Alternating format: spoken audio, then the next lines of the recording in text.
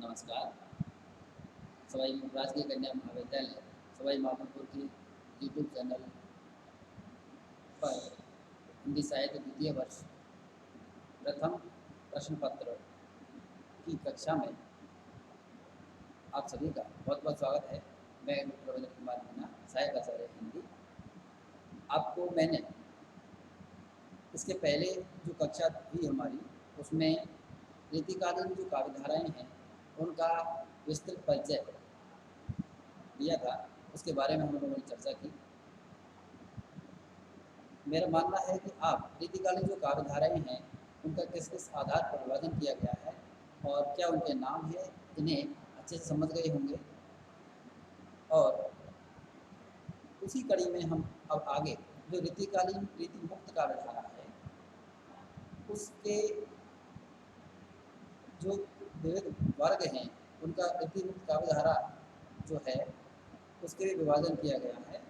और दूसरे उस काल के जो प्रमुख कवि उनकी काव्य रचनाएँ उस पर आज हम चर्चा करेंगे।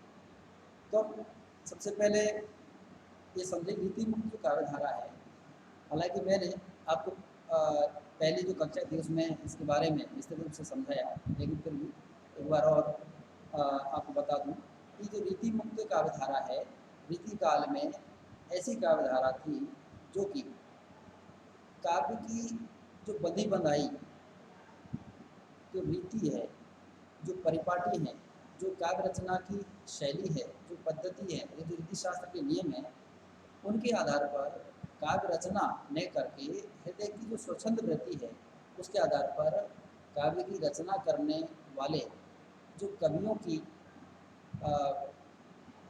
जो काव्य रचनाएँ और ऐसे कवियों की जो कविता है वो रीतिकालीन रीति मुक्त काव्यधारा कहलाती है।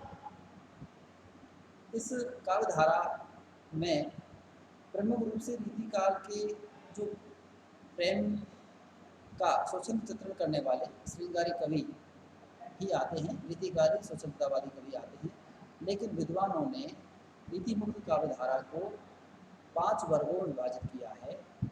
जो पहला वर्ग है वो उसमें रीति मुक्त स्वच्छंदतावादी कवियों का ही आता है और ये प्रमुख रीति मुक्त काव्यधारा की प्रमुख जो है काव्यधारा थी। इसमें जो दूसरा वर्ग है रीति मुक्त प्रबंधकारों का आता है। तीसरा जो वर्ग है वो रीति मुक्त सूक्तिकारों का आता है और चौथा जो वर्ग है वो रीति मुक्त पद्यकारों का आता है। इस तरह से हिंदी साहित्य के जो इतिहासकार हैं उन्होंने रीतिकालीन रीति मुक्त काव्यधारा के चार वर्ग निर्धारित किए। अब इसमें जो प्रथम वर्ग है उसमें जो श्रृंगारी काव्य रचना करने वाले जो रीति मुक्त, जिनमें स्वच्छंद रूप से अपने हृदय की जो स्वच्छंद भावानुभूति है उसको रीति की जो बंधी बंधाई परिपाटी से मुक्त करके स्वच्छंद रूप से अभिव्यक्ति दी, ऐसे उस काल के जो काव्य रचनाएँ हैं वो रीति मुक्त स्वच्छंदतावादी काव्यधारा कहलाती है। इस काव्यधारा के जो प्रतिनिधि कवि थे घनानंद थे। इस स्वच्छंदतावादी काव्यधारा का विस्तृत आगे अभी और आपको मैं बताऊँगा। इसके बाद जो दूसरी काव्यधारा है रीति मुक्त प्रबंधकार की आती है। तो रीति मुक्त प्रबंधकार थे, उनमें से प्रमुख जो प्रबंधकार थे उनमें लाल कवि, इनका छत्र प्रकाश नामक प्रबंध काव्य है।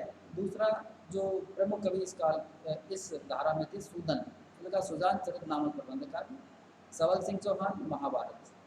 तीसरा ये इस तरह से रीति मुक्त प्रबंधकार प्रमुख प्रबंधकारों में प्रमुख कवि और उनकी रचनाएँ थी। जो तीसरा वर्ग था रीति मुक्त सूक्तिकारों का, तो रीतिकाल में जो सूक्तिकार है उनकी रचनाएँ बड़ी प्रसिद्ध रचनाएँ रही है और उन्होंने नीति संबंधी विविध सूक्तियाँ काव्य रचनाएँ प्रस्तुत की। उनमें प्रमुख जो हैं वृंद, इन्होंने विविध रचनाएँ नीति पर लिखी जो नीति शतक, नीति सप्तई नाम से बहुत रचनाएं इनकी अवरंध सप्तई नाम से प्रसिद्ध है। गिरधर दास, घाघ, वैताल, ये इनकी प्रसिद्ध रचनाएं थी। तो ये रीति मुक्त पद्यकार चौथा वर्ग आता है। तो रीति मुक्त जो पद्यकार हैं उनमें ऐसे कवि जिन्होंने रीति काल में ब्रह्म ज्ञान और वैराग्य की बातों को ध्यान में रख करके, यूँ कहें कि भक्ति परंपरा को, निर्गुण भक्ति परंपरा को आगे बढ़ाते हुए रीति काल में भी रचनाएं की, ऐसी रचनाओं को रीति मुक्त पद्यकार के रूप में आचार्य रामचंद्र शुक्ल ने रखा। और इसलिए एक वर्ग रीति मुक्त कवियों का अलग से है। जैसा कि मैंने आपसे कहा कि इस काल की जो कविता थी, रीति मुक्ति जो काव्यधारा थी, उसमें चाहे रीति मुक्त पद्यकार हो, चाहे रीति मुक्त नीतिकार हो, चाहे रीति मुक्त प्रबंधकार हो, उन सभी में जो श्रेष्ठ कविता, और यूँ कहें कि रीतिकालीन जो श्रेष्ठ कविता जो बन पड़ी है वह रीति मुक्त स्वच्छंदतावादी कवियों की ही है। वही सच्चे अर्थों में रीतिकाल की श्रेष्ठ कविता है। अन्य जो काव्यधाराओं की जो कविता है वह अपने आप में कृत्रिमता, चमत्कार, अलंकारिकता, कलात्मकता ली हुई है, उसमें स्वाभाविकता नहीं है। और उस बनावटीपन की वजह से वह कविता उतनी अधिक हमारे हृदय को, हमारे अंतरतम को प्रभावित नहीं कर पाती, सौंदर्य वृत्तियों को उतना अधिक स्वाभाविक रूप से प्रस्तुत नहीं कर पाती जितना कि रीति मुक्त स्वच्छंद कविता कर पाती है। तो रीति मुक्त स्वच्छंदतावादी जो काव्यधारा थी उसका हम यहाँ उसके जो प्रमुख कवि और उनकी प्रमुख रचनाएं उन्हें अब देखते हैं। रीतिकाल की जो स्वच्छंदतावादी जो कविता थी उसे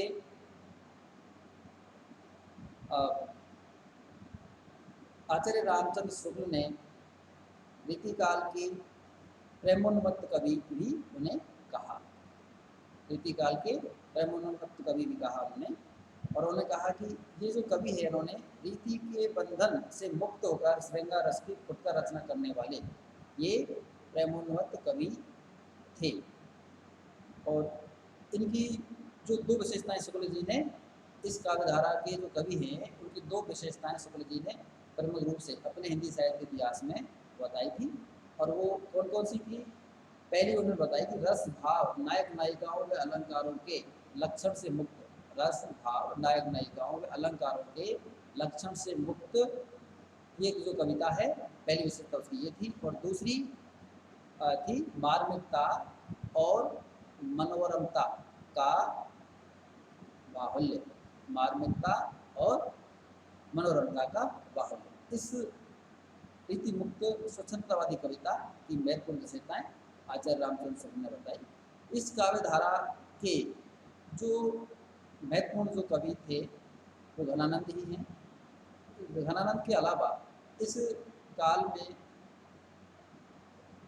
महत्वपूर्ण जो इस काव्यधारा के जो और कवि थे बोधा, आलम, ठाकुर और दिल थे। तो इसमें जो आपके हम घनानंद को देखते हैं तो घनानंद जो है ये इस काव्यधारा के प्रमुख प्रतिनिधि कवि थे। इनके जो और अन्य नाम घनानंद के आनंद घन या घनानंद नाम से भी ये जाने जाते हैं। इनकी जो प्रमुख काव्य रचनाएं थी उनमें सुजान सागर, गृह लीला, रस के लीवल्ली, लोकसार, कृपाखंड, ये इनकी महत्वपूर्ण काव्य रचनाएं, काव्य संग्रह थे। इनके अलावा इन्होंने फुटकर कवित्व, अपने जो स्वच्छंद प्रेमानुभूतियों का जो चित्रण फुटकर कवित्व में किया, और ऐसे जो फुटकर कवित्व हैं लगभग 300 इनकी कविता में घनानंद के जो फुटकर कवित्व का संकलन घनानंद कवित्व नाम से किया गया, लगभग 300 के करीब इनके जो कवित्व सवैये, माफ कीजिए 400 के लगभग संख्या उसकी है, ऐसे घनानंद के कवित्व सवैये उनका चित्रण अपने अनुभूतियों का उन्होंने गणानंद किया।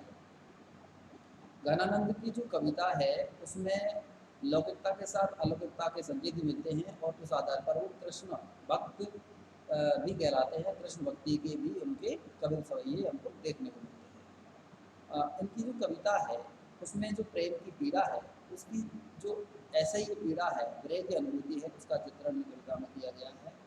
और उस अनुभूति को के आधार पर ये प्रेम की पीड़ा के अमर गायक कवि कहलाते हैं। गणानंद जो आपके पाठ्यक्रम में भी है, उनकी जब कविता हम पढ़ेंगे तो इस बारे में विस्तृत चर्चा उदाहरण सहित हम करेंगे। अभी हमारा यहाँ इतना उद्देश्य है कि गणानंद प्रमुख कवि कौन थे, उनकी रचनाएं कौन कौन सी थी और किस तरह का उसमें विषय की प्रधानता उन कविताओं में थी, ये जानना है। इस रीति मुक्त जो काव्यधारा है उसके जो दूसरे जो कवि हैं वो हैं आलम। ये रीतिकालीन काव्यधारा के दूसरे प्रसिद्ध कवि थे और ये चूंकि रीतिकाल के सभी दरबारी परंपरा के कवि थे और उनमें से ये जो आलम है ये भी औरंगजेब के पुत्र मुअज्जम के दरबार के राजा से कवि थे। इन्होंने रीतिमुक्त कविताएं लिखी और इनकी जो आलम के लिए नाम की जो कविताओं का संग्रह है वो प्रसिद्ध है। इस काल के जो तीसरे कवि थे बोधा, बोधा रीतिकालीन स्वच्छंद काव्यधारा के तीसरे महत्वपूर्ण कवि है। इनकी जो रचना विरह वारिस और इश्कनामा दो प्रसिद्ध रचनाएं हैं। तीसरे जो चौथे कवि हैं ठाकुर। हिंदी साहित्य के इतिहास में आचार्य रामचंद्र शुक्ल ने तीन ठाकुर नाम के तीन कवियों का चित्रण किया है। तो ये जो ठाकुर है स्वच्छंदवादी काव्यधारा के जो कवि हम के रूप में पढ़ते हैं, ये ठाकुर नाम के जो कवि है ये तीसरे नंबर के बुंदेलखंड के ठाकुर थे, ठाकुर नाम के थे। इनके जो दो ग्रंथ उपलब्ध होते हैं उनमें ठाकुर ठसक और ठाकुर शतक, ठाकुर के दो ग्रंथ रीति मुक्त काव्यधारा के जो कवि हैं उनके ठाकुर ठसक और ठाकुर शतक। इनकी जो कविता है उस पर बुंदेलखंडी कहावतों मुहावरों का प्रभाव बहुत ही सुंदर रूप में हम इनकी कविता में देख सकते हैं। इस काव्यधारा के चार कवि ही महत्वपूर्ण हैं, लेकिन दुष्देव हटीस इन्हें भी इस काव्यधारा में हम शामिल कर सकते हैं जो रीति मुक्त काव्यकार थे। इस तरह से रीतिकाल के जो रीति मुक्त काव्यधारा के प्रमुख वर्ग कवि, उनकी काव्य रचनाएं आपने समझी और अगली कक्षा में हम रीतिकालीन जो कविता है उसकी रीति मुक्त काव्यधारा की जो विशेषताएं हैं, जो प्रवृत्तियां हैं, उनका अध्ययन करेंगे। तब तक के लिए बहुत बहुत धन्यवाद।